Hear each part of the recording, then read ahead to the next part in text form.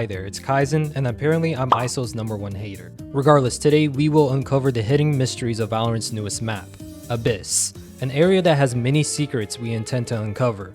But as Clove's inner dungeon master would say, your party delves into the maw of the earth, jagged teeth of rock tower above you. A secret was stored here, but no secret is kept forever. this is truly a pretty map littered with lots of lore, and as per usual, the art team has outdone themselves. Abyss is located in, give me a second here.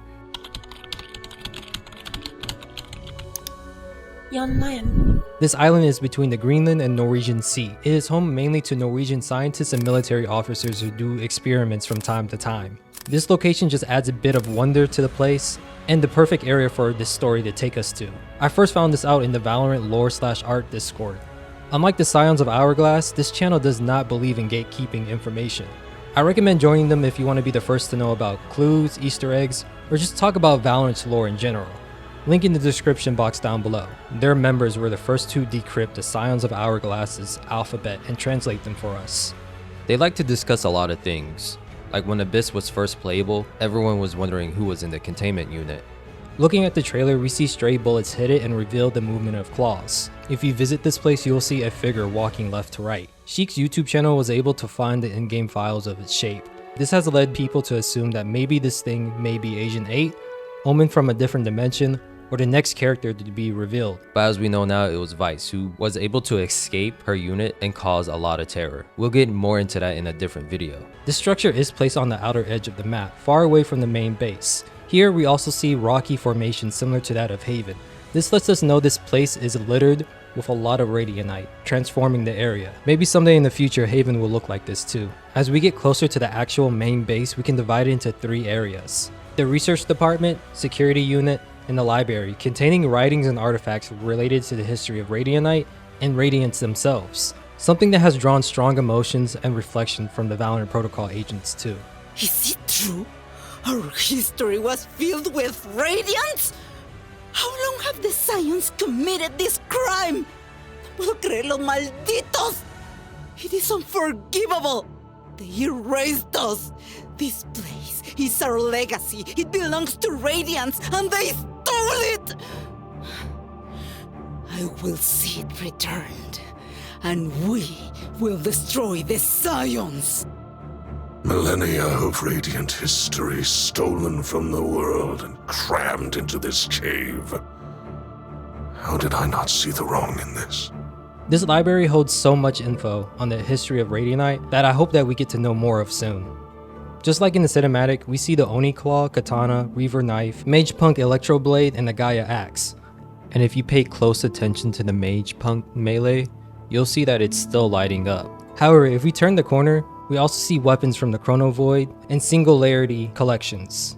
The interesting thing about this collection of items is that we can assume that they came from different time periods, and all have Radianite properties related to them. There's a picture of a knight wielding the Gaia Wrath axe, with his companions behind him. The armor suggests around the 15th century. The katana and Oni claw are more related to Japanese culture. Ninjas would use a claw called the Tekko Gaiki, and the concept of ninjas themselves started during the 12th century and were phased out around the 19th, during the Takagawa era. Something that Harbor points out as well when he loads into Icebox.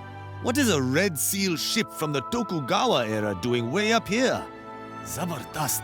And we also know that Yoro felt connections near ancient Japanese items too, that had Radianite in them. I was walking to warship again, when I felt something different. The dimensional fabric was weaker there, older. I could feel seams that someone left a long time ago. And then I fell into a space that wasn't just A to B. It felt more like now to then. I heard someone calling to me. I didn't have time to answer before the rift closed. But I swear to you, I knew her voice. However, these two items are more futuristic in my opinion, at least according to their cinematics. One of the properties of Radianite seems to be time travel, which explains the ship that Harbor mentioned. So what's stopping items from the future returning to present day? I mean, KO is from an alternative future too. And shoot, for all we know, they could be from a different dimension too. Or they could be from an advanced, ancient civilization that was lost to time. And I guess we have to pay a little bit closer attention to the cinematics of these weapons, since they could very well be canon to Valorant's story now. And while researching for this video, I found that Harbor's voice actor was in the Chrono Void trailer. There's a story among treasure seekers.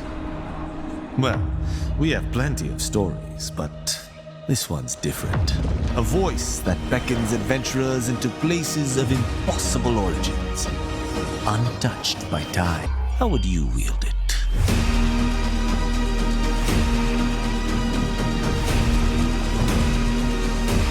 Maybe this was just a happy accident or intended for a reason.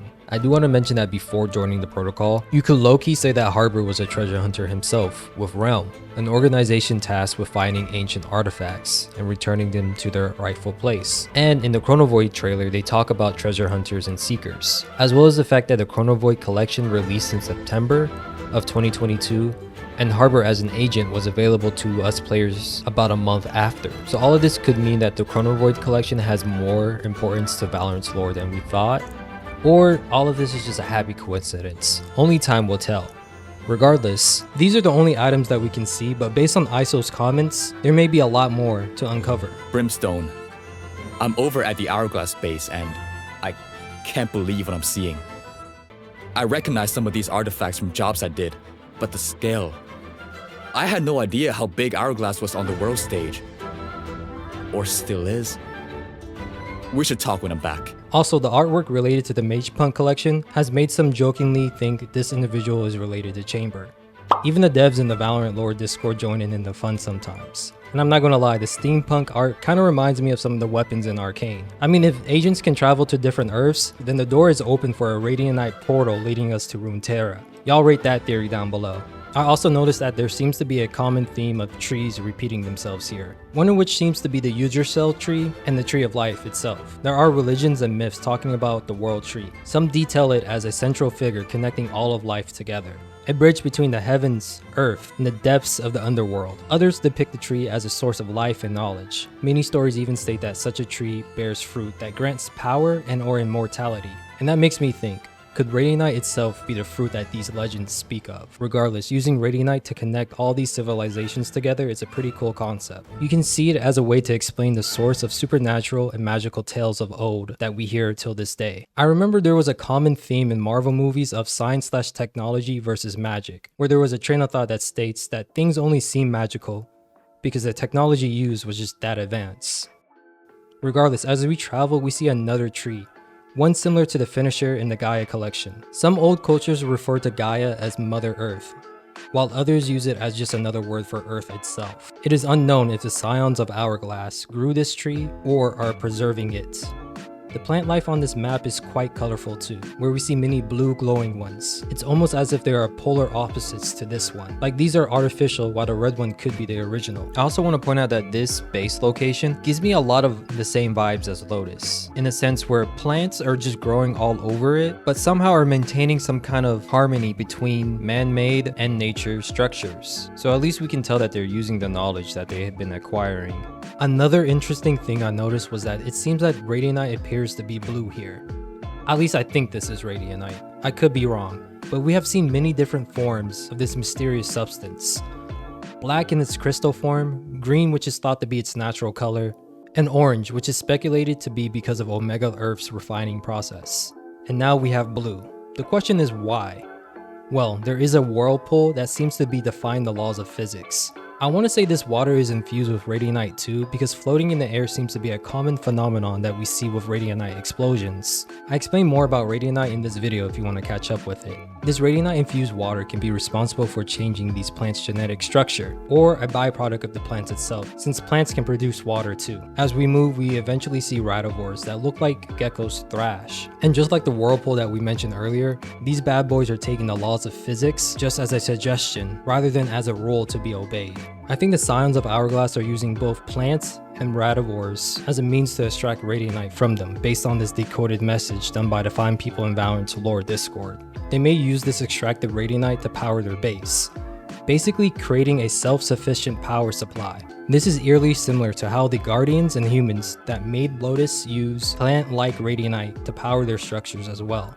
The same Lotus that we can assume the Hourglass members destroyed on Alpha Earth, while Omega Earth is still intact. And speaking of Lotus, we see a flower resembling one that's currently under testing. When Abyss first released, a lot of people thought this flower could have been related to the Radivore that escaped Kingdom West facilities. I did talk about it in a sunset video that I did way back. It can disguise itself as any flora or fauna. To all Radivore containment staff, subject ZN35 remains unaccounted for in the direct wing.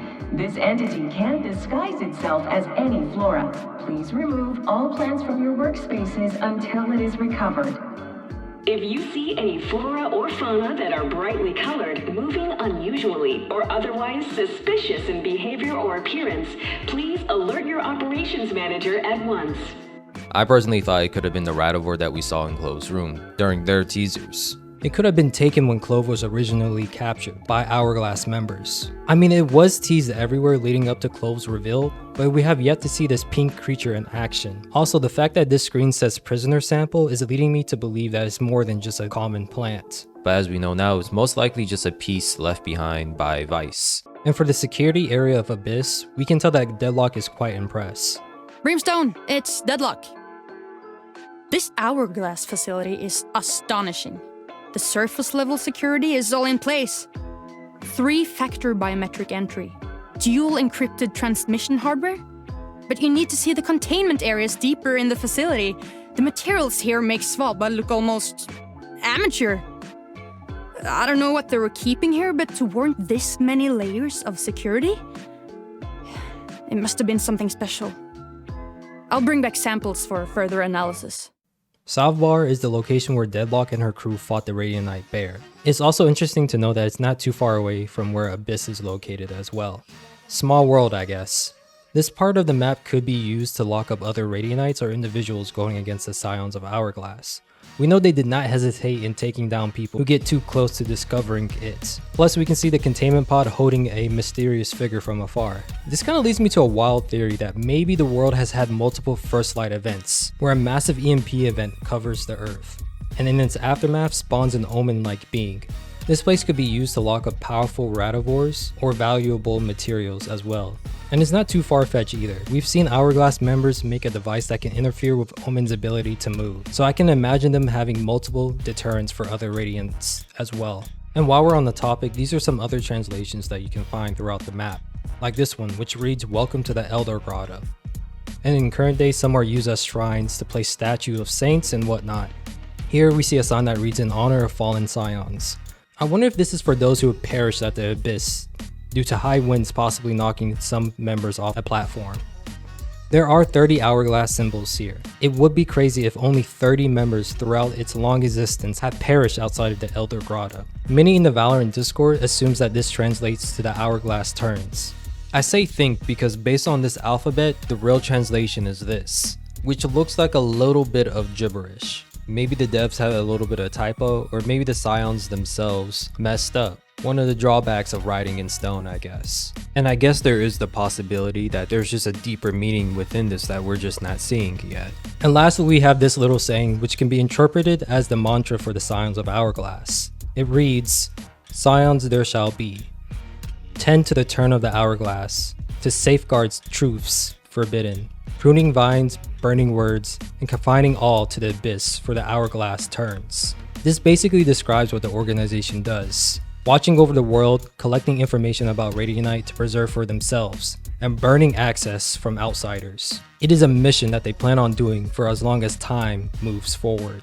Overall, Abyss is an amazing map with wonderful art and stories to uncover. I can't wait to see what more the writers and devs reveal to us all. Let me know down below if I missed any facts or if you have any theories you want to share with the rest of us. Till next time, Stay safe, don't forget to like, subscribe, and be a KDA warrior. And I'll see you later.